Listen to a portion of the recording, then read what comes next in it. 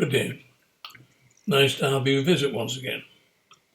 I would like to talk with you today about the lunacies of the British immigration ideals and outcomes, along with other stupidities. The BBC on its Today programme this morning was based in where else but Afghanistan. They based their choice of location on the fact that it was a year since America scuttled out and we scuttled out alongside them. But if you recall, we, as British servicemen, did not travel alone.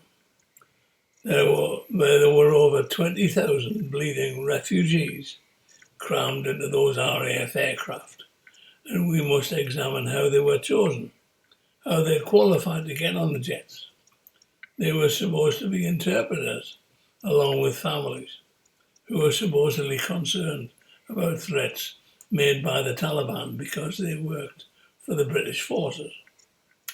Now you may state that I am being cynical, but there was a comment made upon another blog for which I write, and the comment was to the effect that this bloke lived down the road from where there are at least 600 of these refugee interpreters based, and he spoke to a group of about 6 who were slouching around the village.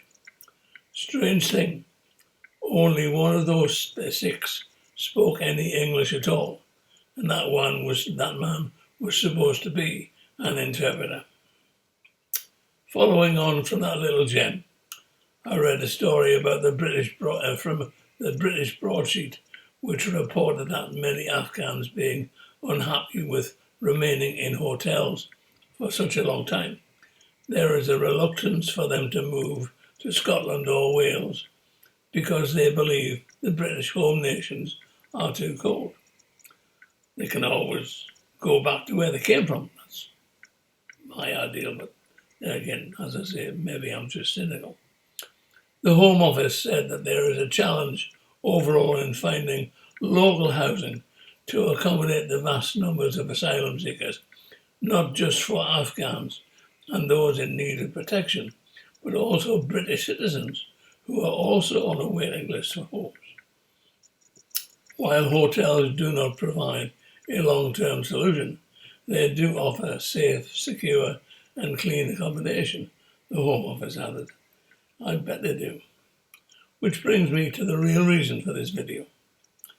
Besides seemingly welcoming with safe boat rides and expensive hotels for Albanians, Afghans, Iraqis, Iranians, and many others, mostly without even taking their bleeding fingerprints apparently, we, or rather the so-called government, is also rolling out the welcome mats for thousands of Hong Kong Chinese who quite rightly feel more than unsafe in their present locale.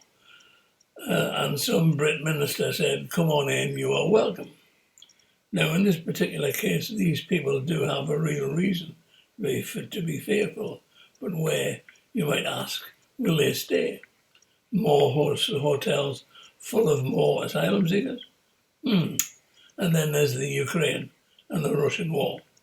As ever, the Liberals began shouting, holding up their placards saying, "Ukraine refugees welcome." So the UK government went into panic mode, and instead of saying, "Give us a chance and we'll work something out," said there'll be 2 passageways. One will be just if you apply for a visa, and if you have family members in the UK, you qualify. And then there's the sponsor road, where Brits sign up for it to house a family for 6 months. And, of course, with £350 a month for us, the British taxpayer. Well, we've all seen that how it worked out, because many Ukrainian families are now homeless because things didn't just work out. And then there's the ones where the Brit husband takes one look at the gorgeous blonde who has just entered his life, and 3 weeks later he ditched his Brit partner and hopped into bed with a new blonde. Fair enough, who could blame him? But behind all this lunacy is yet more lunacy. In the 70s and 80s, our population was fairly stable at around 60 million. There were housing shortages, but people coped because they knew that they would be on the council housing list, and those lists were sacrosanct. But then big mouth Tony Blair and his new Labour government took power, mainly because the Tories had made too many mistakes. One of the first things they did, silently and secretly, was to alter the very society of this once united kingdom. Blair, along with his lefty acolytes, engineered the huge rise in virtually uncontrolled immigration because they wished to alter the very nature of Great Britain by making it so-called multicultural and diverse and all the other lefty buzzwords which mean absolutely sweet bugger all.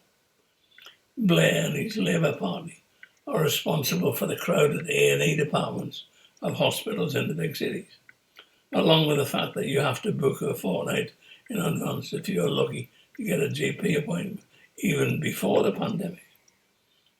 They are responsible for the 2 million odd bogus asylum seekers crowding up the bed-sitters, rented houses and hotels, because they would not admit that 99% of these asylum-seeking clowns are liars and grifters, and have allowed the 1%, the genuine asylum seekers, to be viewed as the rest.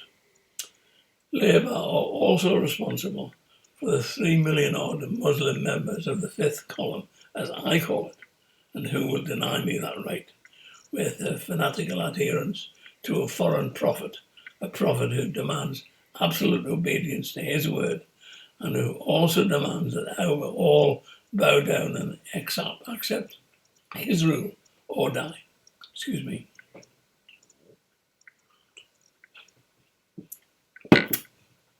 But when the Tories came to power, did they reverse this multicultural garbage? Nope. They reinforced it and also made protesting against those policies to be criminal. In 2016, David Cameron watched shit scared as Nigel Farage brought his political skill set to bear on the subject of membership of the European Union. And in what must have been a mental break from reality, he promised a referendum on that membership. When that referendum brought a resounding Leave result, Cameron resigned, but that was no great loss, as he was always a chiseler of the first water. But the Leave negotiations were handed to the effing EU people on a plate, along with the garbage resulting from Theresa May's disastrous campaigning.